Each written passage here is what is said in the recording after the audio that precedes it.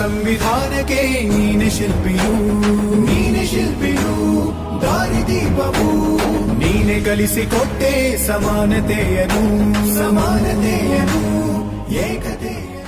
ಪ್ರೀತಿಯ ಕೇಳುಗರಿಗೆಲ್ಲ ನಮಸ್ಕಾರ. ನೀವು ಕೇಳ್ತಾ ಇದ್ದೀರಾ ಜನಧ್ವನಿ ರೇಡಿಯೋ. ಇದು 90.8 ಕಂಪನಾಂಕದಲ್ಲಿ ಸರಗೂರಿನಿಂದ ಪ್ರಸಾರವಾಗುತ್ತಿರುವ ಮೈಸೂರಿನ ಮೊಟ್ಟ ಮೊದಲ ಸಮುದಾಯ ರೇಡಿಯೋ. ನಾನು ನಿಮ್ಮ ರೇಡಿಯೋ ಗೆಳೆಯ ಶ್ರೀಕಾಂತ್ ಸರಗೂರು. ಪ್ರಿಯ ಕೇಳುಗರೆ, ತಮ್ಮೆಲ್ಲರಿಗೂ ಡಾಕ್ಟರ್ BR ಅಂಬೇಡ್ಕರ್ ಜಯಂತಿಯ ಶುಭಾಶಯಗಳನ್ನು ತಿಳಿಸುತ್ತಾ ಇಂದಿನ ಡಾಕ್ಟರ್ BR ಅಂಬೇಡ್ಕರ್ ಜಯಂತಿಯ ವಿಶೇಷ ಕಾರ್ಯಕ್ರಮಕ್ಕೆ ಸ್ವಾಗತವನ್ನು ಕೋರುತ್ತಿದ್ದೇನೆ. ಸಂವಿಧಾನ ಶಿಲ್ಪಿ, ಸಮಾಜ ಸುಧಾರಕ, ಸಮಾನತೆಯ ಹರಿಕಾರ ಡಾಕ್ಟರ್ BR ಅಂಬೇಡ್ಕರ್ ಅವರ ಜನ್ಮದಿನವಾದ ಏಪ್ರಿಲ್ 14ರಂದು ಪ್ರತಿ ವರ್ಷ ಈ ಅಂಬೇಡ್ಕರ್ ಜಯಂತಿಯನ್ನು ಆಚರಿಸಿಕೊಂಡು ಬರಲಾಗ್ತಾ ಇದೆ. ಈ ದಿನವನ್ನು ಭಾರತ ದೇಶಾದ್ಯಂತ ಸಮಾನತೆಯ ದಿನ ಎಂದು ಕೂಡ ಆಚರಿಸಲಾಗುವುದು.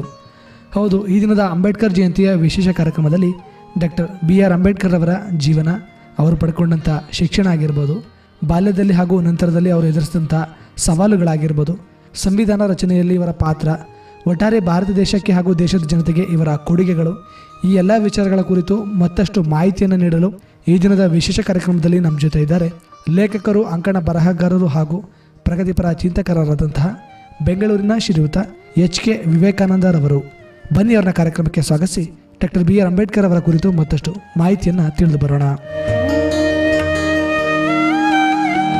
ಸರ್, ತಮಗೆ ಕಾರ್ಯಕ್ರಮಕ್ಕೆ ಆತ್ಮೀಯದ ಸ್ವಾಗತವನ್ನು ಕೊಡ್ತಾ ಇದ್ದೀನಿ ಸರ್. ನಮಸ್ಕಾರ ಸರ್. ಮೊದಲಿಗೆ ತಮಗೂ ಕೂಡ ಡಾಕ್ಟರ್ BR ಅಂಬೇಡ್ಕರ್ ಜಯಂತಿಯ ಶುಭಾಶಯಗಳನ್ನು ತಿಳಿಸೋದಕ್ಕೆ ಇಷ್ಟಪಡ್ತೀನಿ ಸರ್. ಹಾಗೆ ಎಲ್ಲ ಕೇಳುಗರಿಗೂ ಕೂಡ ಡಾಕ್ಟರ್ ಬಾಬಾ ಸಾಹೇಬ್ ಅಂಬೇಡ್ಕರ್ ಅವರ ಜನ್ಮದಿನದ ಶುಭಾಶಯಗಳು. ಸರ್, ನಾವು ಪ್ರತಿ ವರ್ಷ ಹಲವಾರು ದೇಶ ಕಂಡಂತಹ ಮಹಾನ್ ವ್ಯಕ್ತಿಗಳಾಗಿರ್ಬೋದು, ಸ್ವತಂತ್ರ ಹೋರಾಟಗಾರರಾಗಿರ್ಬೋದು, ದೇಶದ ಜನತೆಗೆ ಕೊಡುಗೆಯನ್ನು ಕೊಟ್ಟಂಥವ್ರನ್ನ ನಾವು ಪ್ರತಿ ತಿಂಗಳು ಒಬ್ಬೊಬ್ಬರನ್ನ ಸ್ಮರಿಸ್ತಾ ಬರ್ತೀವಿ. ಆ ನಿಟ್ಟಿನಲ್ಲಿ ನಾವು ಈ ತಿಂಗಳು ಏಪ್ರಿಲ್ 14ರಂದು ಬಾಬಾ ಸಾಹೇಬ್ ಅಂಬೇಡ್ಕರ್ ಅವರ ಜನ್ಮದಿನದಂದು ಅವರನ್ನು ಕುರಿತು ಒಂದಷ್ಟು ವಿಚಾರಗಳನ್ನು ವಿನಿಮಯ ಮಾಡೋದಾಗಿರ್ಬೋದು, ಸಮುದಾಯಕ್ಕೆ ಅವರ ಕುರಿತು ಮತ್ತಷ್ಟು ವಿಚಾರಗಳನ್ನು ತಿಳಿಸೋದಾಗಿರ್ಬೋದು. ಆ ಪ್ರಯತ್ನದಲ್ಲಿ ಸರ್, ಅಂಬೇಡ್ಕರ್ ಜಯಂತಿಯ ಆಚರಣೆ ಅನ್ನೋದು ಯಾವ ರೀತಿಯಾದಂಥ ಪ್ರಾಮುಖ್ಯತೆ ಅಥವಾ ವಿಶೇಷತೆಯನ್ನು ಹೊಂದಿದೆ ಸರ್? ಸುಮಾರು 20ನೆಯ ಶತಮಾನದ ಭಾರತವನ್ನ ತಗೊಂಡ್ರೆ ಇಬ್ಬರು ಮಹಾನ್ ವ್ಯಕ್ತಿಗಳು ಈ ಭಾರತದ ನಿರ್ಮಾಣದಲ್ಲಿ, ಈ ಕ್ಷಣದ ಭಾರತದ ನಿರ್ಮಾಣದಲ್ಲಿ ಬಹುಮುಖ್ಯ ಪಾತ್ರವನ್ನು ವಹಿಸಿದ್ದಾರೆ. ಅದು ಒಂದು ನಾಣ್ಯದ ಎರಡು ಮುಖಗಳಿದ್ದಂತೆ. ಒಂದು ಮಹಾತ್ಮ ಗಾಂಧಿಯವರು, ಇನ್ನೊಂದು ಡಾಕ್ಟರ್ ಬಾಬಾ ಸಾಹೇಬ್ ಅಂಬೇಡ್ಕರ್ ಅವರು. ಇಲ್ಲಿ ಮಹಾತ್ಮ ಗಾಂಧಿಯವರು ಸ್ವಾತಂತ್ರ್ಯ ಬಂದು ಕೆಲವೇ ತಿಂಗಳುಗಳಲ್ಲಿ ಹತ್ಯೆಯಾಗ್ತಾರೆ. ಆದ್ರೆ ಈ ಆಧುನಿಕ ಭಾರತವನ್ನ ನಂತರ ಮುಂದುವರಿಸಿಕೊಂಡು ಬರೋದು ಅಂಬೇಡ್ಕರ್ ಅವರ ಸಂವಿಧಾನ ಮತ್ತು ಚಿಂತನೆಗಳು. ಸೊ ಆ ಕಾರಣಕ್ಕೆ ಈ ಒಂದು ಏಪ್ರಿಲ್ 14ರ ದಿನ ಏನಿದೆಯಲ್ಲ, ಇದು ಖಂಡಿತವಾಗ್ಲೂ ಪ್ರತಿ ಭಾರತೀಯರಿಗೂ ಅತ್ಯಂತ ಮಹತ್ವದ ದಿನ, ವಿಶೇಷವಾದ ದಿನ ಮತ್ತು ಪ್ರತಿಯೊಬ್ಬರೂ ನೆನಪಿಸಿಕೊಳ್ಳುವಂತಹ ಮತ್ತು ತಮ್ಮ ಭೂತ ವರ್ತಮಾನಗಳನ್ನ ತಿಳ್ಕೊಂಡು ಭವಿಷ್ಯವನ್ನ ಕಟ್ಟುವಂತಹ ಅತ್ಯಂತ ಸುಗಂಧ ಸಂದರ್ಭ ಅಂತೇಳಿ ನಾನು ಅಂತೀನಿ. ಯಾಕೆಂದ್ರೆ ನಮ್ಮ ದೇಶಕ್ಕೆ ನಿಜವಾದ ಅರ್ಥದಲ್ಲಿ ಎರಡು ರೀತಿಯ ಸ್ವಾತಂತ್ರ್ಯವನ್ನ ಕೊಟ್ಟಿದೆ. ಒಂದು 1947 ಆಗಸ್ಟ್ 15 ಈ ದೇಶಕ್ಕೆ ಆಡಳಿತಾತ್ಮಕ ಮತ್ತು ರಾಜಕೀಯ ಸ್ವಾತಂತ್ರ್ಯ ಸಿಗುತ್ತೆ. ಆದ್ರೆ ಅಷ್ಟಕ್ಕೆ ಮಾತ್ರ ಸೀಮಿತವಾಗುತ್ತೆ. ನಿಜವಾಗಲೂ ಈ ದೇಶದ ವ್ಯಕ್ತಿಗತ ಸ್ವಾತಂತ್ರ್ಯ, ಸಮಾನತೆಯ ಸ್ವಾತಂತ್ರ್ಯ, ಹಕ್ಕು ಮತ್ತು ಕರ್ತವ್ಯಗಳ ಸ್ವಾತಂತ್ರ್ಯ ಸಿಕ್ಕಿ ಪ್ರಜೆ ನಿಜವಾಗ್ಲೂ ಒಬ್ಬ ನಾಗರಿಕ ಅಂತ ಆಗೋದು 1950 ಜನವರಿ 26. ಸೊ ಆ ಕಾರಣಕ್ಕಾಗಿ ಅದನ್ನ ನೀತಿ ನಿಯಮಗಳ ಕರಡು ಸಮಿತಿಯನ್ನ ರಚಿಸಿದ್ದೆ ಡಾಕ್ಟರ್ ಬಾಬಾ ಸಾಹೇಬ್ ಅಂಬೇಡ್ಕರ್ ಆಗಿರೋದ್ರಿಂದ ಈ ಏಪ್ರಿಲ್ 14 ಏನಿದೆ, ಇದು ಅತ್ಯಂತ ಮಹತ್ವದ ದಿನ ಮತ್ತು ಪ್ರತಿಯೊಬ್ಬರಲ್ಲೂ ಅರಿವು ಮೂಡಿಸುವಂತಹ ದಿನ. ನಮ್ಮನ್ನ ನಾವು ನಾಗರಿಕ ಸಮಾಜದಲ್ಲಿ ಹೇಗೆ ಬದುಕಬೇಕು ಮತ್ತು ಈ ಸಮಾಜವನ್ನ ಅಭಿವೃದ್ಧಿಯ ಪಥದಲ್ಲಿ, ಈ ದೇಶವನ್ನ ಅಭಿವೃದ್ಧಿಯ ಪಥದಲ್ಲಿ, ಅದರಲ್ಲೂ ಮುಖ್ಯವಾಗಿ ಈ ಕಾನೂನು ಮತ್ತು ಸುವ್ಯವಸ್ಥೆ ಮತ್ತು ನಮ್ಮ ನೆಮ್ಮದಿಯ ಗುಣಮಟ್ಟ ಏನಿದೆ, ಇದನ್ನ ಕಾಪಾಡಲು ನಾವೆಲ್ಲರೂ ಅತ್ಯಂತ ಹೆಚ್ಚು ನೆನಪಿಸಿಕೊಳ್ಳಬೇಕಾಗಿರೋದು ಸಂವಿಧಾನ ಮತ್ತು ಅದರ ಕರ್ತೃವಾದ ಡಾಕ್ಟರ್ ಅಂಬೇಡ್ಕರ್. ಆ ಕಾರಣಕ್ಕೆ ಈ ದಿನ ಅತ್ಯಂತ ಮಹತ್ವದ್ದು ಅಂತ ನನಗನ್ಸುತ್ತೆ. ಖಂಡಿತವಾಗ್ಲೂ ಸರ್, 1947ರಲ್ಲಿ ಕೇವಲ ಆಡಳಿತಾತ್ಮಕ ರಾಜಕೀಯ ಸ್ವಾತಂತ್ರ್ಯ ಸಿಕ್ಕಿದ್ರು. 1950ರಲ್ಲಿ ಸಂವಿಧಾನ ಜಾರಿಯಾದ ನಂತರವೇ ಸರ್ ನಮಗೆ ವೈಯಕ್ತಿಕ ಆಗಿರ್ಬೋದು, ಸಮಾನತೆಯ ಸ್ವಾತಂತ್ರ್ಯ, ಹಕ್ಕು ಮತ್ತು ಕರ್ತವ್ಯಗಳ ಸ್ವಾತಂತ್ರ್ಯ ಸಿಕ್ತು ಅನ್ನೋದನ್ನ ನಾವು ಕೂಡ ಈ ಸಮಯದಲ್ಲಿ ನೆನಪಿಸ್ಬೇಕಾಗುತ್ತೆ ಸರ್. ಆ ನಿಟ್ಟಿನಲ್ಲಿ ನೋಡ್ತಂದ್ರೆ ಅಂಬೇಡ್ಕರ್ ಅವರ ಬಾಲ್ಯ ಜೀವನ ಆಗಿರ್ಬೋದು, ಅವರು ಶಾಲಾ ಶಿಕ್ಷಣವನ್ನು ಪಡೆದಂಥ ಸಂದರ್ಭದಲ್ಲಿ ಆಗಿರ್ಬೋದು ಸರ್, ಈ ಯಾವುದೇ ರೀತಿಯ ಸ್ವಾತಂತ್ರ್ಯ ಅವ್ರಿಗೆ ಇರಲಿಲ್ಲ ಸರ್. ಬಹಳಷ್ಟು ಸವಾಲುಗಳನ್ನು ಎದುರಿಸಿ ಅವರು ಒಂದು ಉನ್ನತ ಶಿಕ್ಷಣವನ್ನು ಪಡೆದಂಥ ಸಂದರ್ಭ ಸರ್ ಅದು. ಆ ಸಂದರ್ಭವನ್ನು ಈ ಪ್ರಸ್ತುತ ದಿನಗಳಲ್ಲಿ ನೆನೆಸ್ಕೊಳ್ಳೋದಾದ್ರೆ ಸರ್, ಅಂಬೇಡ್ಕರ್ ಅವರು 1891 ಏಪ್ರಿಲ್ 14ರಂದು ಈಗಿನ ಮಧ್ಯಪ್ರದೇಶದ ಮಾಹೋ ಅಂತ ಏನು ನಾವು ಅನ್ಕೊಂಡಿದೀವಿ ಆ ಜಿಲ್ಲೆಯಲ್ಲಿ ಅವರು, ಈಗ ಅದನ್ನ ಡಾಕ್ಟರ್ ಅಂಬೇಡ್ಕರ್ ನಗರ ಅಂತಾರೆ, ಅಲ್ಲಿ ಜನ್ಮ ತಾಳ್ತಾರೆ. ಅವರ ತಂದೆ ಭೀಮರಾವ್ ರಾಮ್ಜಿ ಸಕ್ಪಾಲ್ ಅಂತೇಳಿ, ಅವರ ತಾಯಿ ಹೆಸರು ಭೀಮಾಬಾಯಿ. ಅಂದ್ರೆ ಅವ್ರ ತಂದೆ ಸೈನ್ಯದಲ್ಲಿ ಸುಬೇದಾರ್ ಆಗಿರ್ತಾರೆ. ಸುಬೇದಾರ್ ಆಗಿರ್ಬೇಕಾದ್ರೆ ಅವರು ಅಲ್ಲಿ ಕಂಟೋನ್ಮೆಂಟ್ ಇದು ಸೈನ್ಯದ ಕಂಟೋನ್ಮೆಂಟ್ ಇರುತ್ತೆ, ಅಲ್ಲಿ ಅವ್ರ ತಾಯಿ ಇರೋದ್ರಿಂದ ಅಲ್ಲಿ ಅವರು ಭೀಮಾಬಾಯಿ ಮತ್ತು ಭೀಮರಾವ್ ರಾಮ್ಜಿ ಸಕ್ಪಾಲ್ ಅವರ ಮಗನಾಗಿ ಹುಟ್ಟುತ್ತಾರೆ. ಅದು ಇನ್ನೊಂದು ವಿಶೇಷ ನೋಡಿ, ಅವರ ಕೊನೆಯ 14ನೇ ಮಗ, ಅವ್ರ ತಂದೆ ತಾಯಿಗೆ 14ನೇ ಮಗ. ಅವರು ಹುಟ್ಟಿದ್ದು ಮಹರ್ ಎನ್ನುವ ಒಂದು ಅಸ್ಪೃಶ್ಯ ಜನಾಂಗ. ಆಗಿನ ಕಾಲಕ್ಕೆ ಅಸ್ಪೃಶ್ಯ ಅಂತ ಏನು ಅಂದ್ರೆ ಮುಟ್ಟಿಸಿಕೊಳ್ಳದವರಾಗಿ ಹುಟ್ಟಿದಂತಹ ವ್ಯಕ್ತಿ. ಅಂದ್ರೆ ಆ ಅಸ್ಪೃಶ್ಯತೆ ಆ ಕಾಲಕ್ಕೆ, ಯಾಕೆಂದ್ರೆ ಸ್ವತಂತ್ರ ಬಂದ ನಂತರವಷ್ಟೇ ಅಸ್ಪೃಶ್ಯರಿಗೆ ಸಮಾನ ಹಕ್ಕು ಸಿಕ್ಕಿದ್ದು. ಅದಕ್ಕೆ ಮೊದಲು ಅವರನ್ನ ಖಂಡಿತವಾಗ್ಲೂ ಸಮಾಜದ ಮೇಲ್ವರ್ಗದವರು ಮುಟ್ಟಿಸ್ಕೊಳ್ತಾ ಇರಲಿಲ್ಲ. ಆ ರೀತಿಯ ಒಂದು ಮಹರ್ ಜನಾಂಗದಲ್ಲಿ ಅವರು ಹುಟ್ಟುತ್ತಾರೆ. ಅಲ್ಲಿ ಹುಟ್ಟಿದ ನಂತರ ಕೂಡ ಅವರ ಪರಿಸ್ಥಿತಿ ಅಷ್ಟೇನು ಉತ್ತಮವಾಗಿರೋದಿಲ್ಲ. ಯಾಕೆಂದ್ರೆ ಅವ್ರ ತಂದೆ ಸುಬೇದಾರ್ ಆಗಿರುವ ಕಾರಣದಿಂದ ಕೂಡ ಒಂದಷ್ಟು ಸಂಬಳ ಅದೆಲ್ಲ ಇದ್ರು 14 ಮಕ್ಕಳನ್ನ ಆಗಿನ ಕಾಲಕ್ಕೆ ಸಾಕೋದಿದೆಯಲ್ಲ, ಅದು ಬಹಳ ಕಷ್ಟ. ಸೊ ಅದರಿಂದ ಬಡತನ ಅಲ್ಲೇ ಹಾಗೆ ಇರುತ್ತೆ. ಅವರ ತಾಯಿಯವರ ಊರು ಕೂಡ ಮಹಾರಾಷ್ಟ್ರದ ಅಂಬೇವಾಡಿ ಅಂತೇನೋ ಬರುತ್ತೆ, ಸತಾರಾ ಜಿಲ್ಲೆಯ ಅಂಬೇವಾಡಿ ಅಂತೇನೋ ಬರುತ್ತೆ, ಅಲ್ಲಿ ಇರ್ತಾರೆ. ಸೊ ಅವರು ಅಲ್ಲಿ ಒಂದಷ್ಟು ಪ್ರಾಥಮಿಕ ಶಿಕ್ಷಣವನ್ನ ಪಡೆದು ಎಲ್ಪಿನ್ಸ್ಟನ್ ಸ್ಕೂಲ್ ಅಂತೇಳಿ ಅಲ್ಲಿ ಮುಂಬೈಗೆ ಬರ್ತಾರೆ. ಆದ್ರೆ ಇದು ಅವರ ಶಿಕ್ಷಣ ಕ್ರಮ ನಡೀತಾ ಇದ್ರು ಕೂಡ, ಯಾಕಂದ್ರೆ ಆತ ಪ್ರತಿಭಾವಂತ ವಿದ್ಯಾರ್ಥಿ ಆಗಿರೋದ್ರಿಂದ ಈ ಕನಿಷ್ಠ ಶಿಕ್ಷಣ ಸಿಕ್ಕಿದೆ, ಇಲ್ಲ ಅಂದ್ರೆ ಅದು ಸಿಗ್ತಾ ಇರ್ಲಿಲ್ಲ. ಇಲ್ಲಿ ನಾವು ಮುಖ್ಯವಾಗಿ ಗಮನಿಸಬೇಕಾಗಿರೋದು, ಆ ಶಿಕ್ಷಣದ ಸಮಯದಲ್ಲಿ ಅವರ ಮೇಲೆ ಈ ಸಮಾಜ ಬೀರಿದ ಪ್ರಭಾವ, ಈ ಸಮಾಜ ಅವರನ್ನ ಶೋಷಿಸಿದ ರೀತಿ, ಅದು ಅವರ ಮನಸ್ಸಿನ ಮೇಲೆ ಮಾಡಿದ ಪರಿಣಾಮ, ಇದು ಬಹಳ ಮುಖ್ಯ ಆಗುತ್ತೆ. ಯಾಕೆಂದ್ರೆ ಪ್ರತಿಭಾವಂತ ವಿದ್ಯಾರ್ಥಿ ಆಗಿರೋದ್ರಿಂದ ಶಾಲೆಯಲ್ಲಿ ಎಲ್ರ ಜೊತೆನೂ ಕೂತ್ಕೊಳಕ್ ಅವ್ರನ್ನ ಬಿಡ್ತಾ ಇರ್ಲಿಲ್ಲ, ಪ್ರತ್ಯೇಕವಾಗಿ ಕೂರಿಸ್ತಾ ಇದ್ರು. ಮೊದಲನೇ ಹಂತದಲ್ಲಿ ಅವ್ರಿಗನ್ಸುತ್ತೆ, ನನ್ನನ್ನ ಯಾಕೆ ಪ್ರತ್ಯೇಕವಾಗಿ ಕೂರಿಸ್ತಾ ಇದ್ದಾರೆ, ಜೊತೆಗೆ ಇವ್ರನ್ನೇ ಅಲ್ಲ, ಆ ತರದ ಮಹರ್ ಜನಾಂಗದ ಕೆಲವರು ಯಾರ್ಯಾರು ಇರ್ತಾರೆ ಅವ್ರನ್ನೆಲ್ಲ ಪ್ರತ್ಯೇಕವಾಗಿ ಕೂರಿಸ್ತಾರೆ. ಅದು ಅವರಲ್ಲಿ ಮೊದಲನೆಯ ಅಸಮಾನತೆಯ ಬೀಜ ಬಿತ್ತಲಿಕ್ಕೆ ಕಾರಣ ಆಗುತ್ತೆ. ಅದಾದ ಮೇಲೆ ಇವರಿಗೆ ನೀರನ್ನು ಕೊಡ್ತಾ ಇರಲಿಲ್ಲ, ಇವರೇ ಯಾವುದೋ ಮಡಿಕೆಯಲ್ಲಿ ತಗೊಂಡ್ಬರ್ಬೇಕಾಗಿತ್ತು. ಅಕಸ್ಮಾತ್ ಆ ರೀತಿಯಾದ್ರೂ ಮೇಲಿನಿಂದ ಮುಟ್ಟಿಸ್ಕೊಳ್ಳದೆ ನೀರನ್ನ ಹಾಕ್ತಾ ಇದ್ರು. ಅದು ಎರಡನೇದು. ಅವ್ರ ಜೊತೆ ಊಟ ಮಾಡಕ್ಕೂ ಸಹ ಬಿಡ್ತಾ ಇರಲಿಲ್ಲ. ಸೊ ಅಂದ್ರೆ ಇವರಿಗೆ ನಾವು ಪ್ರತ್ಯೇಕ, ನಾವು ಈ ಸಮಾಜದ ಭಾಗ ಅಲ್ಲ ಅನ್ನುವಂತಹ ಭಾವನೆ ಅವರಲ್ಲಿ ಬಲಿಷ್ಠವಾಗಿ ಮತ್ತು ಅತ್ಯಂತ ಆಳವಾಗಿ ಬೇರೂರ್ಲಿಕ್ಕೆ ಕಾರಣ ಆಗುತ್ತೆ. ಜೊತೆಗೆ ಅವರು ಅನೇಕ ಸಾರಿ ಅವರ ಅಣ್ಣನ ಜೊತೆ ಊರಿಗೆ ಪ್ರಯಾಣ ಮಾಡಬೇಕಾದ್ರೆ ಅವರು ಎತ್ತಿನ ಗಾಡಿ ಅಥವಾ ಟಾಂಗಾ ಗಾಡಿಗಳಲ್ಲಿ ಮಾಡ್ತಾ ಇರ್ತಾರೆ. ಇದು ಎಲ್ಲ ಕಡೆನೂ ಬಂದಿರೋದು, ಅವರು ಹೇಳ್ಕೊಂಡಿರೋದು. ಆ ರೀತಿ ಒಂದ್ಸರಿ ಟಾಂಗಾ ಗಾಡಿ ಎತ್ಬಿಟ್ಟು ಏನೋ ದುಡ್ಡು ಕೊಟ್ಟು ಹೋಗ್ತಾ ಇರ್ತಾರೆ. ಆಗ ಅವ್ರು ಕೇಳ್ತಾರೆ, ನೀವು ಯಾವ ಜಾತಿ ಅಂತೇಳಿ. ಇವರು ನಿಜ ಹೇಳ್ತಾರೆ, ನಾವು ಈ ರೀತಿ ಮಾರ್ ಜನಾಂಗರು ಅಂತ. ಅವನು ಅಲ್ಲಿಂದನೇ ಅವ್ರನ್ನ ಎತ್ತಿ ಆಚೆ ಬಿಸಾಕ್ಬಿಡ್ತಾನೆ. ಸೊ ಆಗ ಅವ್ರಿಗೆ ಆಗುವ ನೋವು ಇದೆಯಲ್ಲ, ಆ ನೋವೇ ಒಬ್ಬ ಬಾಬಾ ಸಾಹೇಬ್ ಅಂಬೇಡ್ಕರ್ನ ವಿಶ್ವ ಮಾನವನಾಗಿ ಮಾಡ್ಲಿಕ್ಕೆ. ನನಗೆ ಈ ಘಟನೆ ಮಹಾತ್ಮ ಗಾಂಧಿ ಅವರನ್ನ ದಕ್ಷಿಣ ಆಫ್ರಿಕಾದಲ್ಲಿ ರೈಲಿನಿಂದ, ಅವರು ಭಾರತೀಯರು ಅಂತ ಗೊತ್ತಾದ ಮೇಲೆ ಅವರನ್ನ ರೈಲಿನಿಂದ ಆಚೆ ಹಾಕ್ತಾರಲ್ಲ, ಅದು ಜ್ಞಾಪಕ ಬರುತ್ತೆ. ಯಾಕೆಂದ್ರೆ ಅವರಲ್ಲೂ ಕೂಡ ಸ್ವಾತಂತ್ರ್ಯದ ಮತ್ತು ಸಮಾನತೆಯ ಬೀಜಕ್ಕೆ ಅದು ಕಾರಣ ಆಗುತ್ತೆ. ಹಾಗೆ ಬಾಬಾ ಸಾಹೇಬ್ ಅವ್ರನ್ನ ಇದೇ ಸಮಾಜದ, ನಮ್ಮದೇ ದೇಶದ ಸಮಾಜ ಅವ್ರನ್ನ ಆಚೆ ಹಾಕುತ್ತಲ್ಲ, ಅದು ಬಹಳ ಇದಾಗೋಗುತ್ತೆ. ಅಲ್ಲಿಂದ ಅವರು ಎಲ್ಪಿನ್ಸ್ಟನ್ ಹೈಸ್ಕೂಲ್ಗೆ ಬರ್ತಾರೆ. ಅಲ್ಲಿ ಪ್ರತಿಭಾವಂತ ವಿದ್ಯಾರ್ಥಿ ಆಗಿರ್ತಾರೆ. ಆ ಕಾಲೇಜಲ್ಲಿ ಎಲ್ಲರಿಗಿನ್ನ ಮೊದಲು ಸ್ಥಾನ ಬರ್ತಾರೆ. ಸೊ ಅದು ಅವ್ರಿಗೆ ಬಹಳ ಇದಾಗೋಗ್ಬಿಡುತ್ತೆ. ಆ ಸಂದರ್ಭದಲ್ಲಿ SLC ಆದ್ಮೇಲೆ ಅವ್ರಿಗೆ ಪ್ರತಿಭಾವಂತ ವಿದ್ಯಾರ್ಥಿ ಆಗಿರೋದ್ರಿಂದ ವಿದೇಶ ಯಾತ್ರೆ ಮಾಡಬೇಕು ಅಂತೇಳಿ ಅವ್ರಿಗೆ ಆಗುತ್ತೆ. ಆಗ ಅವ್ರಿಗೆ ಸಹಾಯಕ್ಕೆ ಬರೋದು ಬರೋಡಾದ ರಾಜ ಸಯ್ಯಾಜಿರಾವ್ ಗಾಯಕ್ವಾಡ್ ಅವರು. ಸಯ್ಯಾಜಿರಾವ್ ಗಾಯಕ್ವಾಡ್ ಅವರು ಆ ಬರೋಡಾದಿಂದ ಸ್ಕಾಲರ್ಶಿಪ್ ಕೊಡ್ತಾರೆ. ನೋಡಿ, ಒಬ್ಬ ಪ್ರತಿಭಾವಂತ ವಿದ್ಯಾರ್ಥಿಗೆ ಈಗಲೂ ಸಮಾಜದಲ್ಲಿ ಅದಿದೆ. ಅಂದ್ರೆ ಯಾರಾದ್ರೂ ತುಂಬಾ ಬುದ್ಧಿವಂತ ಆಗಿ ದೊಡ್ಡದನ್ನ ಓದಬೇಕು ಅಂದಾಗ, ಅತಿ ಹೆಚ್ಚು ಅಂಕಗಳು ಕೊಟ್ಟಿರುವಾಗ ಸಮಾಜ ಎಲ್ಲೋ ಒಂದ್ ಕಡೆ ಸಹಾಯ ಮಾಡುತ್ತೆ. ಆ ಕಾಲದಲ್ಲಿ ಸಯ್ಯಾಜಿರಾವ್ ಗಾಯಕ್ವಾಡ್ ಅವರು ಇವ್ರನ್ನ ವಿದೇಶಕ್ಕೆ ಕಳಿಸ್ತಾರೆ. ನ್ಯೂಯಾರ್ಕ್ನ ಕೊಲಂಬಿಯಾ ಯೂನಿವರ್ಸಿಟಿಯಲ್ಲಿ ಇವರು ಡಾಕ್ಟರೇಟ್ ಮಾಡ್ತಾರೆ. ಮತ್ತೆ ಲಂಡನ್ ಸ್ಕೂಲ್ ಆಫ್ ಎಕನಾಮಿಕ್ಸ್ ಅಲ್ಲಿ ಓದ್ತಾರೆ. ಹೆಚ್ಚು ಕಡಿಮೆ ಈ ಡಿಗ್ರಿ, ಡಿಪ್ಲೊಮಾ ಮತ್ತು ಸರ್ಟಿಫಿಕೇಟ್ ಕೋರ್ಸ್ಗಳಂತ ತಗೊಂಡಾಗ ಸುಮಾರು 32 ಡಿಗ್ರಿಗಳನ್ನ, ಅಂದ್ರೆ ಪದವಿಗಳನ್ನ, ಸ್ನಾತಕೋತ್ತರ ಡಿಪ್ಲೊಮಾ ಸರ್ಟಿಫಿಕೇಟ್ಗಳನ್ನ, PhDಗಳನ್ನ ಎಲ್ಲ ಸೇರಿ ಒಟ್ಟು ಪಡೆದಿದ್ದಾರೆ. ಅಂದ್ರೆ ನನಗನ್ಸುತ್ತೆ ಜಗತ್ತಿನಲ್ಲಿ ಅತ್ಯಂತ ಕೆಲವೇ ವ್ಯಕ್ತಿಗಳು ಡಾಕ್ಟರ್ ಬಾಬಾ ಸಾಹೇಬ್ ಅವರಷ್ಟು ಓದಿದ್ದಾರೆ. ಅಂದ್ರೆ ನೀವು ಯಾಕಂದ್ರೆ ಅದಕ್ಕೆ ಆಯಸ್ಸು ಕೂಡ ಬಹಳ ಬೇಕಾಗುತ್ತೆ. ಕಂಟಿನ್ಯೂಸ್ ಆಗಿ ನಿರಂತರವಾಗಿ ಗ್ರಂಥಾಲಯಗಳಲ್ಲಿ ಅಧ್ಯಯನ ಮಾಡ್ತಾರೆ. ಅಷ್ಟು ಅಧ್ಯಯನ ಮಾಡೋದು ಎಲ್ಲರ ಕೈಯಲ್ಲೂ ಸಾಧ್ಯ ಇಲ್ಲ, ಅದು ಬಾಬಾ ಸಾಹೇಬ್ ಅಂತವ್ರಿಗೆ ಮಾತ್ರ ಸಾಧ್ಯ. ಎಷ್ಟೋ ಸಾರಿ ಬ್ರಿಟಿಷ್ ಲೈಬ್ರರಿಯಲ್ಲಿ ಊಟ ಇಲ್ಲದೆ ನೀರು ಕುಡಿದು ಉಪವಾಸ ಇದ್ದು ಅಧ್ಯಯನ ಮಾಡ್ತಾರೆ. ಅಂದ್ರೆ ಆ ಕಾರಣಕ್ಕಾಗಿನೇ ಒಬ್ಬ ಬಾಬಾ ಸಾಹೇಬ್ ಈ ನೆಲದಲ್ಲಿ ಹುಟ್ಲಿಕ್ಕೆ ಸಾಧ್ಯ ಆಗೋದು. ಅಂದ್ರೆ ಇಲ್ಲಿ ಇನ್ನೊಂದು ವಿಷಯ ಹೇಳ್ತೀನಿ, ಮುಟ್ಟಿಸಿಕೊಳ್ಳೋದಾಗಿ ಹುಟ್ಟಿದ ಒಬ್ಬ ಸಮುದಾಯದ ವ್ಯಕ್ತಿ ಆಧ್ಯಾತ್ಮದ ತವರು ಅಂತ ಕರೆಯಲ್ಪಡುವ ಭಾರತದ ನೀತಿ ನಿಯಮಗಳ ಸಂವಿಧಾನವನ್ನ ರಚಿಸುವ ಆ ಕರಡು ಸಮಿತಿಯ ಅಧ್ಯಕ್ಷ ಅಂತಾರಲ್ಲ, ಅದು ನನಗನ್ಸುತ್ತೆ 7ನೇ ಅದ್ಭುತಗಳ ಜಗತ್ತಿನಲ್ಲಿ 8ನೇ ಅದ್ಭುತ ಅನ್ಸುತ್ತೆ.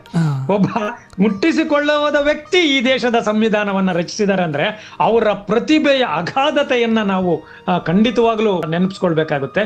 ಇದು ಅವರ ಬಾಲ್ಯದ ಮೇಲೆ ಬಿದ್ದ ಪರಿಣಾಮಗಳ ಕಾರಣ ಇದು ಸಾಧ್ಯ ಆಯ್ತು ಅಂತ ನನಗನ್ಸುತ್ತೆ.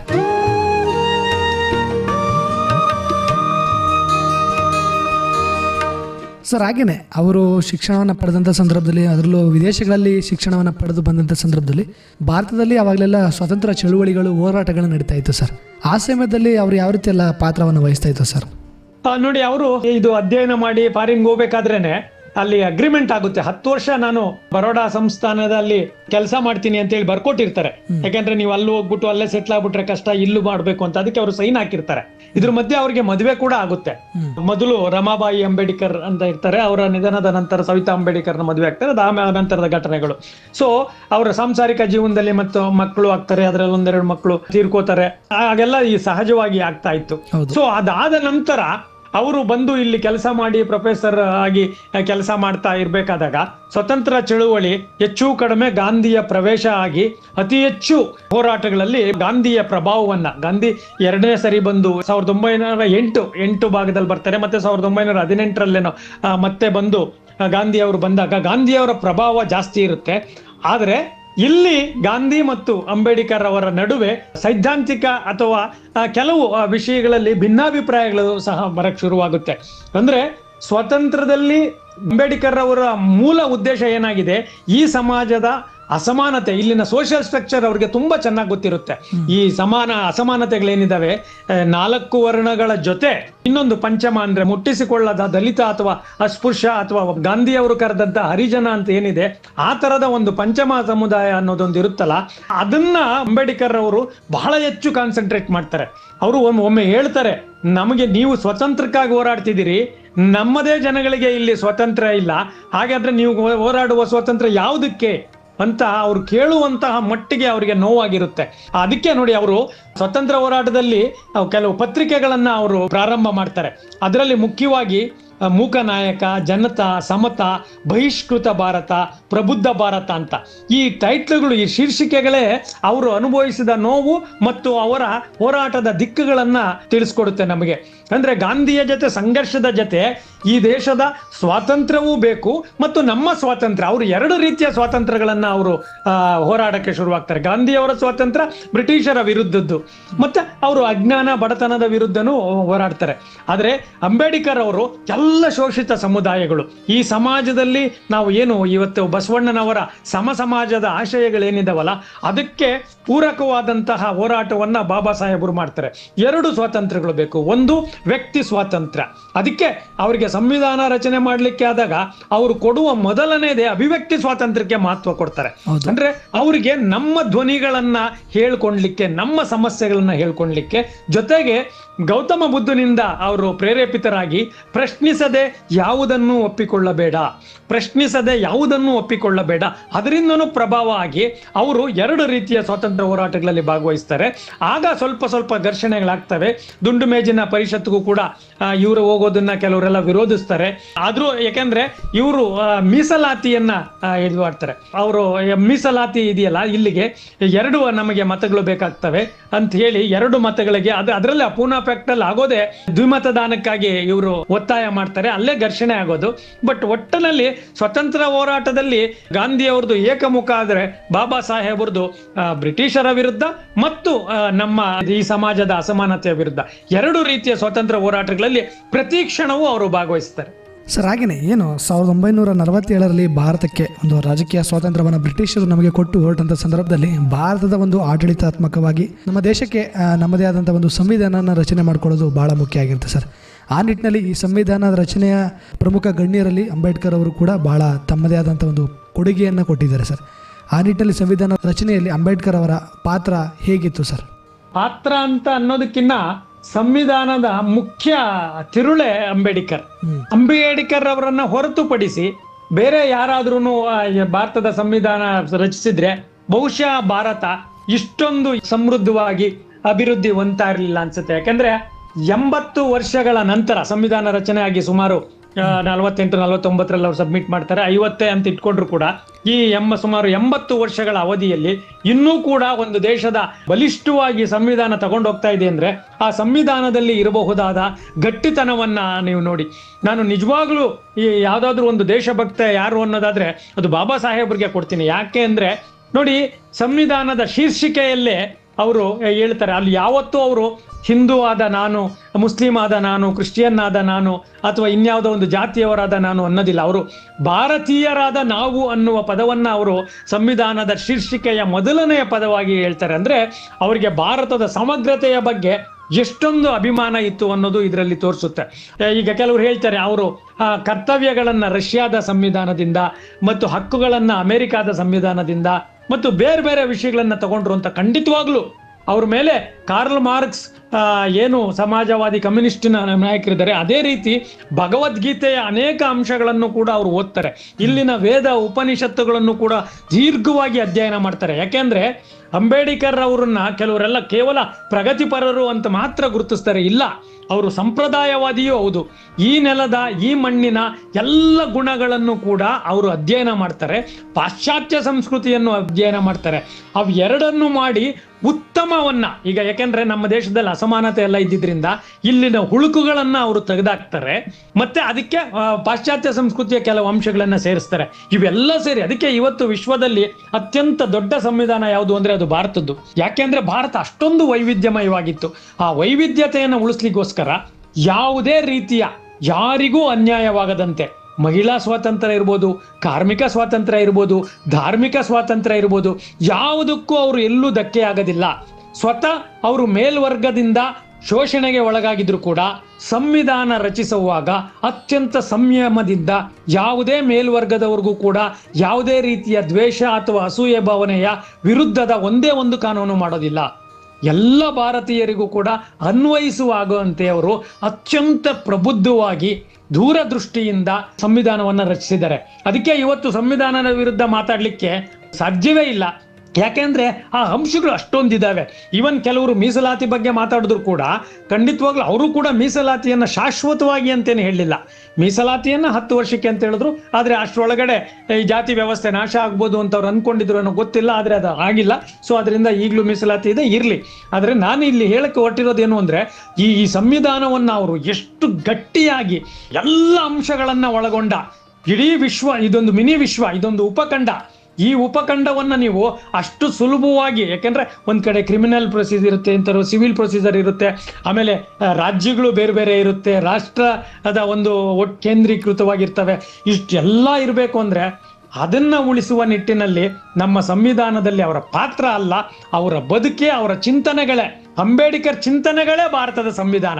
ಹೌದು, ಅದಕ್ಕೆ ಬಹಳ ಕಮಿಟಿ ಇತ್ತು, ಬೇರೆ ಬೇರೆಯವರ ಸಹಾಯ ಪಡೆದಿದ್ದಾರೆ, ಬೇರೆ ಬೇರೆ ಸದಸ್ಯರು ಇದ್ರು, ಅದೆಲ್ಲವೂ ಇದೆ, ಚರ್ಚೆಗಳಾಗಿದ್ದಾವೆ. ಆದ್ರೆ ಅದನ್ನ ತನ್ನ ಹೆಗಲ ಮೇಲೆ ಇಟ್ಕೊಂಡು ಕ್ಯಾಪ್ಟನ್ ಆಫ್ ದ ಶಿಪ್ ಆಗಿ ಈ ದೇಶಕ್ಕೆ ನಿಜವಾಗ್ಲೂ ಏನು ಬೇಕು ಅಂತ ಕೊಟ್ಟಿರೋದಿದೆಯಲ್ಲ, ಆ ಸಂವಿಧಾನದಲ್ಲಿರುವ ಶೇಕಡ ನನಗನ್ಸುತ್ತೆ 80ರಷ್ಟು ಅಂಬೇಡ್ಕರ್ ಅವ್ರ ಚಿಂತನೆಗಳೇ ಸಂವಿಧಾನದಲ್ಲಿದೆ.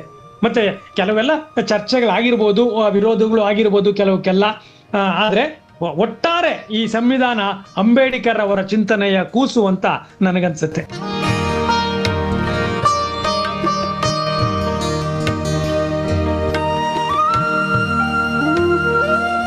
ಸರ್, ಆಗಿದ್ರೆ ಪ್ರಸ್ತುತ ಕಾಲಮಾನದಲ್ಲಿ ಭಾರತೀಯರಾದಂಥ ನಾವು ಅಂಬೇಡ್ಕರ್ ಅವರ ತತ್ವಗಳನ್ನು, ಅವರ ಕೊಡುಗೆಗಳನ್ನು, ಹಾಗೆಯೇ ಅವರ ಅಸ್ತಿತ್ವವನ್ನು ಉಳಿಸಿ ಮುಂದಿನ ಪೀಳಿಗೆಗೆ ವರ್ಗಾಯಿಸೋ ನಿಟ್ಟಲ್ಲಿ ನಮ್ಗಳ ಕರ್ತವ್ಯಗಳೇನಿದೆ ಸರ್? ಖಂಡಿತವಾಗ್ಲೂ ಇದು ಬಹಳ ಒಳ್ಳೆಯ ಪ್ರಶ್ನೆ. ನಮಗೆ ಈಗ ಇದೆ ನೋಡಿ, ಈಗ ವಿಶ್ವವನ್ನ ಈ ಕ್ಷಣದಲ್ಲಿ ನೋಡಿದಾಗ ಒಂದ್ ರೀತಿ ಪ್ರಕ್ಷುಬ್ಧ ವಾತಾವರಣ ಇದೆ. ಹೆಚ್ಚು ಕಡಿಮೆ ಮೂರನೇ ಮಹಾಯುದ್ಧ ನಡೆದ್ರೂ ನಡಿಬೋದೇನೋ ಅನ್ನುವಂತಹ ಕಾರ್ಮೋಡುಗಳು ಇದ್ದಾವೆ. ಹಾಗೆ ಆರ್ಥಿಕವಾಗಿ ಕೂಡ ಸಾಕಷ್ಟು ಯೋಚನೆಗಳಿದ್ದಾವೆ. ಕೆಲವು ನಮ್ಮ ಸುತ್ತಮುತ್ತ ದೇಶಗಳೇ ದಿವಾಳಿಯತ್ತ ಹೋಗ್ತಾ ಇರೋದು, ಆಂತರಿಕ ದಂಗೆಗಳಾಗ್ತಾ ಇರೋದು, ಯುದ್ಧಗಳಾಗ್ತಾ ಇರೋದು, ಇದನ್ನೆಲ್ಲ ನೋಡ್ತಿದ್ದೀವಿ. ಇಂತಹ ಸಂದರ್ಭದಲ್ಲಿ ಈ ದೇಶವನ್ನ, ಅವೆಲ್ಲ ಚಿಕ್ಕ ದೇಶಗಳು, ವಿಶ್ವದಲ್ಲಿ ಜನಸಂಖ್ಯೆಯಲ್ಲಿ ಭಾರತ ಮೊದಲನೆಯ ಸ್ಥಾನದಲ್ಲಿದೆ, ಎರಡನೇ ಸ್ಥಾನದಲ್ಲಿ ಚೀನಾ ಇದ್ದು, ಮೂರನೆಯ ಸ್ಥಾನದಲ್ಲಿರುವ ಅಮೆರಿಕದ ಜನಸಂಖ್ಯೆ 34 ಕೋಟಿ ಅಷ್ಟೇ. ನಮ್ದು 147 ಕೋಟಿ. ಅಂದ್ರೆ ಮೂರನೇ ಸ್ಥಾನಕ್ಕೂ ನಮಗೂ ಇರುವಂತಹದ್ದು 110-15 ಕೋಟಿ ಡಿಫ್ರೆನ್ಸ್ ಇದೆ. ಸೊ ಆ ಕಾರಣಕ್ಕೆ ಬೇರೆ ಕಡೆ ಯುದ್ಧ ಆದ್ರೆ ನಮ್ಮ ದೇಶದಲ್ಲಿ ಪ್ರಭಾವ ಜಾಸ್ತಿ ಆಗುತ್ತೆ, ಯಾಕೆಂದ್ರೆ ನಾವು ಅಷ್ಟು ಜನ ಇದ್ದೀವಿ. ಸೊ ಆ ಕಾರಣಕ್ಕೆ ಇಂತಹ ಸಂದರ್ಭದಲ್ಲಿ ನಾವು ಸಂವಿಧಾನದ ಎಲ್ಲ ಆಶಯಗಳನ್ನ ಮೈಗೂಡಿಸ್ಕೊಳ್ಳೋದು ಅಲ್ಲದೆ ಅದನ್ನ ನಿಜವಾಗ್ಲೂ ಮುಂದಿನ ಜನಾಂಗಕ್ಕೆ ವರ್ಗಾಯಿಸುವಂತಹ, ಟ್ರಾನ್ಸ್ಫಾರ್ಮೇಶನ್ ಮಾಡುವಂತಹ ಜವಾಬ್ದಾರಿ ನಮಗಿದೆ. ಯಾಕೆ ಅದು ಇದೆ ಅಂತ ಹೇಳಿದ್ರೆ, ಹಂಗೇನಾದ್ರೂ ನಾವು ಅದನ್ನ ಸಂವಿಧಾನ ರಕ್ಷಣೆಯಲ್ಲಿ ನಾವೇನಾದ್ರೂ ವಿಫಲರಾದ್ರೆ, ಸಂವಿಧಾನದ ನೀತಿ ನಿಯಮಗಳನ್ನ ನಾವೇನಾದ್ರೂ ಜಾರಿ ಮಾಡಲಿಲ್ಲ ಅಂದ್ರೆ ಖಂಡಿತವಾಗಲೂ ಬಹಳ ದೊಡ್ಡ ಹೊಡೆತವನ್ನ ಭವಿಷ್ಯದಲ್ಲಿ ನಾವು ತಿನ್ಬೇಕಾಗುತ್ತೆ. ಬಹಳ ಹೊತ್ತು. ಯಾಕೆಂದ್ರೆ ಇಲ್ಲಿ ಇರುವಂತಹ ಶಾಸಕಾಂಗ, ಕಾರ್ಯಾಂಗ, ನ್ಯಾಯಾಂಗ, ಅದರ ಜೊತೆಗೆ ಅಭಿವ್ಯಕ್ತಿ ಸ್ವಾತಂತ್ರ್ಯವನ್ನ ಹೊಂದಿರುವ ಪತ್ರಿಕಾ ರಂಗ ಅಥವಾ ಮಾಧ್ಯಮ ರಂಗ ಏನಿದೆ, ಇವುಗಳ ಜೊತೆಗೆ ಎಲ್ಲ ವೃತ್ತಿಗಳು, ಡಾಕ್ಟ್ರು, ಮೇಷ್ಟ್ರು, ಬೇರೆ ಬೇರೆ ಏನೇನು ಇದಾವೆ, ಆಕ್ಟ್ರು, ಎಲ್ಲರೂ ಆ ವೃತ್ತಿಗಳವರು, ಇವರೆಲ್ಲರೂ ಕೂಡ ಸಂವಿಧಾನದ ಮೂಲ ಆಶಯಗಳಿಗೆ ನಾವು ಸ್ಟಿಕಾನ್ ಆಗಬೇಕು.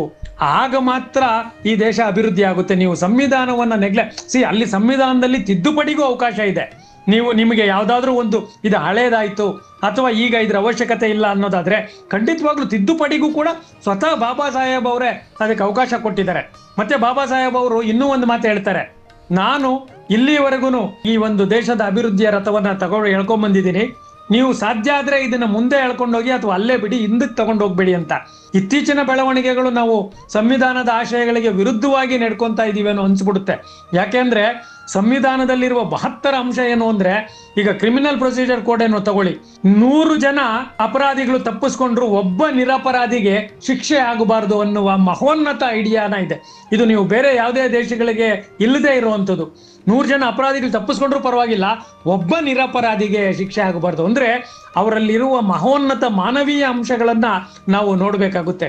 ಸೊ ಆ ಕಾರಣಕ್ಕಾಗಿ ಖಂಡಿತವಾಗಲೂ ಈ ಕ್ಷಣದಲ್ಲಿ ನಾವು ತೀರಾ ಗಂಭೀರವಾಗಿ ಯೋಚನೆ ಮಾಡಬೇಕಾಗಿರೋದೇನು ಅಂದ್ರೆ, ನಿಮ್ಮ ಪ್ರಶ್ನೆ ಎಷ್ಟು ಅರ್ಥಗರ್ಭಿತವಾಗಿದೆ ಅಂದ್ರೆ, ನಾವು ಈಗ ಖಂಡಿತವಾಗ್ಲೂ ಸಂವಿಧಾನದ ಆಶಯವನ್ನ, ಅದೇನು ಕಷ್ಟ ಅಲ್ಲ, ಸಂವಿಧಾನವನ್ನ ಆಶಯವನ್ನ ಮಾಡ್ಲಿಕ್ಕೆ ನೀವು ಓದಬೇಕು, ಹಣ ಖರ್ಚು ಮಾಡಬೇಕು, ಶ್ರಮ ಪಡಬೇಕು, ಏನೂ ಇಲ್ಲ. ನಮ್ಮ ಒಳಗಡೆ ಇರುವ ನಾಗರಿಕ ಪ್ರಜ್ಞೆಯನ್ನ ಜಾಗೃತಪಡಿಸಿಕೊಂಡು ಕಾನೂನಿನ ವ್ಯಾಪ್ತಿಯಲ್ಲಿ ನಾವು ಜೀವನ ಮಾಡೋದಾದ್ರೆ, ನಮ್ಮ ಸ್ವಾತಂತ್ರ್ಯವನ್ನ, ಹಕ್ಕುಗಳನ್ನ ಮತ್ತು ಕರ್ತವ್ಯಗಳನ್ನ ಸರಿಯಾಗಿ ನಿಭಾಯಿಸಿದ್ದೇ ಆದ್ರೆ ಈ ದೇಶ ಖಂಡಿತವಾಗ್ಲೂ ಇನ್ನ ಏನು 100 ವರ್ಷ ಆಗುತ್ತೆ, ಇನ್ನೊಂದು 25 ವರ್ಷದ ನಂತರ. ಸೊ ಆಗ ಈ ದೇಶ ವಿಶ್ವ ಮಟ್ಟದಲ್ಲಿ ಇನ್ನೂ ಸಾಕಷ್ಟು ಅಭಿವೃದ್ಧಿ ಆಗಿರುತ್ತೆ. ಈಗಲೂ ಕೂಡ ನಮ್ಮ ದೇಶ ಅಭಿವೃದ್ಧಿ ಹೊಂದುತ್ತಿರುವ ದೇಶ, ಅಭಿವೃದ್ಧಿ ಹೊಂದಿದ ದೇಶ ಅಲ್ಲ. ಅಂದ್ರೆ ಎಷ್ಟು ಜವಾಬ್ದಾರಿ ಇದೆ ಮುಂದೆ ಅನ್ನೋದನ್ನ ನೀವು ಯೋಚನೆ ಮಾಡಿದ್ರೆ ಖಂಡಿತವಾಗ್ಲೂ ನಾವು ಈ ಸಂವಿಧಾನವನ್ನ ಉಳಿಸಿದಕ್ಕೆ ಪ್ರತಿಯೊಬ್ಬ ಪ್ರಜೆಯೂ ತನ್ನ ಕರ್ತವ್ಯವನ್ನ ನಿಭಾಯಿಸಬೇಕು. ಕೋಮು ದ್ವೇಷಗಳನ್ನ, ಜಾತೀಯತೆಯನ್ನ, ಭ್ರಷ್ಟಾಚಾರವನ್ನ, ಪರಿಸರ ನಾಶವನ್ನ, ಈ ರೀತಿಯ ಏನು ಈ ದೇಶಕ್ಕೆ ಈಗಿರುವ ಅಪಾಯಗಳಿದಾವೆ, ಆ ಅಪಾಯಗಳನ್ನ ನಾವು ಖಂಡಿಸುವಾಗ್ಲೂ ನಿಯಂತ್ರಿಸ್ಕೊಂಡು ಉದ್ದೇಶಪೂರ್ವಕವಾಗಿ, ಪ್ರಜ್ಞಾಪೂರ್ವಕವಾಗಿ ಸಂವಿಧಾನದ ಆಶಯಗಳಿಗೆ ತಕ್ಕಂತೆ ನಡೆದ್ರೆ ನಾವು ಚೆನ್ನಾಗಿರ್ತೀವಿ, ಸಮಾಜನೂ ಚೆನ್ನಾಗಿರುತ್ತೆ, ದೇಶನೂ ಚೆನ್ನಾಗಿರುತ್ತೆ. ಆದರೆ ಶಾಸಕಾಂಗ ಮತ್ತು ಕಾರ್ಯಾಂಗ ಈ ದೇಶದ ತುಂಬಾ ಭ್ರಷ್ಟ ಆಗಿರೋದ್ರಿಂದ ಈ ದೇಶದ ಭವಿಷ್ಯದ ಬಗ್ಗೆ ಬಹಳ ಜನ ಆತಂಕಿತರಾಗಿದ್ದಾರೆ. ಅದರ ನಿವಾರಣೆಯಾಗಬೇಕು. ವಿದ್ಯಾವಂತರುಗಳು ಈ ಪ್ರಜಾಪ್ರಭುತ್ವದ ರಕ್ಷಣೆಯಲ್ಲಿ, ಚುನಾವಣಾ ರಾಜಕೀಯದಲ್ಲಿ ಬಂದು ಪ್ರಾಮಾಣಿಕತೆ, ದಕ್ಷತೆ, ಸರಳತೆಯಿಂದ ಬದುಕುವುದೇ ಆದ್ರೆ ಈ ದೇಶ ಖಂಡಿತವಾಗ್ಲೂ ಇಂಪ್ರೂವ್ ಆಗುತ್ತೆ. ಆಗ್ಲಿ ಅನ್ನುವ ಭರವಸೆಯನ್ನ ಈ ಏಪ್ರಿಲ್ 14 ಬಾಬಾ ಸಾಹೇಬ್ ಅಂಬೇಡ್ಕರ್ ಅವರ ಜನ್ಮದಿನದಂದು ಎಲ್ಲರಿಗೂ ನೆನಪು ಮಾಡೋಣ. ಬಹಳ ಸಂತೋಷ ಸರ್. ಸಾಕಷ್ಟು ವಿಚಾರಗಳನ್ನು ಇಂದಿನ ಕಾರ್ಯಕ್ರಮದಲ್ಲಿ ಹಂಚ್ಕೊಳ್ತಾ ಬಂದ್ರಿ.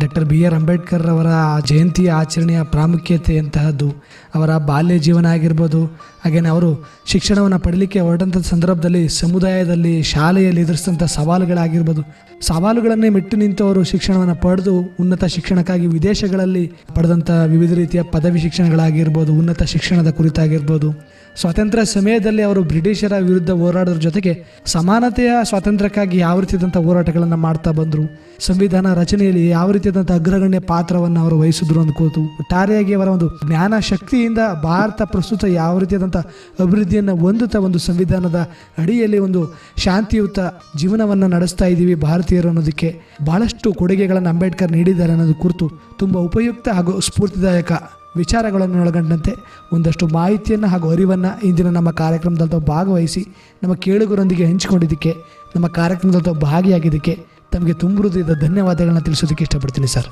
ಖಂಡಿತ, ನಿಮಗೂ ಧನ್ಯವಾದಗಳು. ಪ್ರಿಯ ಕೇಳುಗರೆ, ಇದುವರೆಗೂ ನೀವು ಕೇಳ್ತಾ ಇದ್ರಿ ಡಾಕ್ಟರ್ BR ಅಂಬೇಡ್ಕರ್ ಜಯಂತಿಯ ವಿಶೇಷ ಕಾರ್ಯಕ್ರಮದಲ್ಲಿ ಡಾಕ್ಟರ್ BR ಅಂಬೇಡ್ಕರ್ ಅವರ ಬಾಲ್ಯ ಹಾಗೂ ಅವರು ಪಡೆದಂತಹ ಶಿಕ್ಷಣದ ಕುರಿತಾಗಿರ್ಬೋದು, ಹಾಗೆಯೇ ಭಾರತದ ಸ್ವಾತಂತ್ರ್ಯ ಹೋರಾಟದ ಸಂದರ್ಭದಲ್ಲಿ ರಾಜಕೀಯ ಸ್ವಾತಂತ್ರ್ಯ ಜೊತೆಗೆ ಸಮಾನತೆಯ ಸ್ವಾತಂತ್ರ್ಯಕ್ಕಾಗಿ ಅವರು ಮಾಡಿದಂಥ ಹೋರಾಟಗಳಾಗಿರ್ಬೋದು, ಸಂವಿಧಾನ ರಚಿಸಲು ಅವರು ಪಡೆದಂಥ ಜ್ಞಾನ ಶಕ್ತಿಯಾಗಿರ್ಬೋದು, ಒಟ್ಟಾರೆಯಾಗಿ ಭಾರತ ಒಂದು ಸುಭದ್ರ ಪ್ರಜಾಪ್ರಭುತ್ವವನ್ನು ಒಳಗೊಂಡು ಒಂದು ಸಂವಿಧಾನದ ಅಡಿಯಲ್ಲಿ ತನ್ನ ಒಂದು ಅಭಿವೃದ್ಧಿಯನ್ನು ಕಾಣೋ ನಿಟ್ಟಿನಲ್ಲಿ ಅವರು ಬರೆದಂಥ ಸಂವಿಧಾನದ ಪಾತ್ರ ಹೇಗಿದೆ ಅನ್ನೋದು ಕುರಿತು ಭಾಳಷ್ಟು ವಿಚಾರಗಳನ್ನು ಹಾಗೂ ಮಾಹಿತಿಯನ್ನು ಇಂದಿನ ನಮ್ಮ ಕಾರ್ಯಕ್ರಮದಲ್ಲಿ ನಮ್ಮ ಜೊತೆ ಹಂಚಿಕೊಂಡಂಥವರು ಲೇಖಕರು, ಅಂಕಣ ಬರಹಗಾರರು ಹಾಗೂ ಪ್ರಗತಿಪರ ಚಿಂತಕರಾದಂತಹ ಬೆಂಗಳೂರಿನ ಶ್ರೀಯುತ HK ವಿವೇಕಾನಂದರವರು. ಇದಾಗಿತ್ತು ಇವತ್ತಿನ ನಮ್ಮ ಅಂಬೇಡ್ಕರ್ ಜಯಂತಿಯ ವಿಶೇಷ ಕಾರ್ಯಕ್ರಮ. ಮತ್ತೆ ಮತ್ತೊಂದು ವಿಶೇಷ ಕಾರ್ಯಕ್ರಮದಲ್ಲಿ ಆ ದಿನದ ವಿಶೇಷತೆಯನ್ನು ಕುರಿತು ತಮ್ಮನ್ನು ಮತ್ತೆ ಭೇಟಿಯಾಗ್ತೀನಿ. ಅಲ್ಲಿವರೆಗೂ ಕೇಳ್ತಾ ಇರಿ ಜನಧ್ವನಿ. ಇದು ನಿಮ್ಮ ನೆಚ್ಚಿನ ಹಾಗೂ ಮೈಸೂರಿನ ಮೊಟ್ಟಮೊದಲ ಸಮುದಾಯ ರೇಡಿಯೋ ಕೇಂದ್ರ 90.8 ಕಂಪನಾಂಕದಲ್ಲಿ ಸರಗೂರಿನಿಂದ ಪ್ರಸಾರವಾಗುತ್ತಿದೆ. ನಮಸ್ಕಾರ.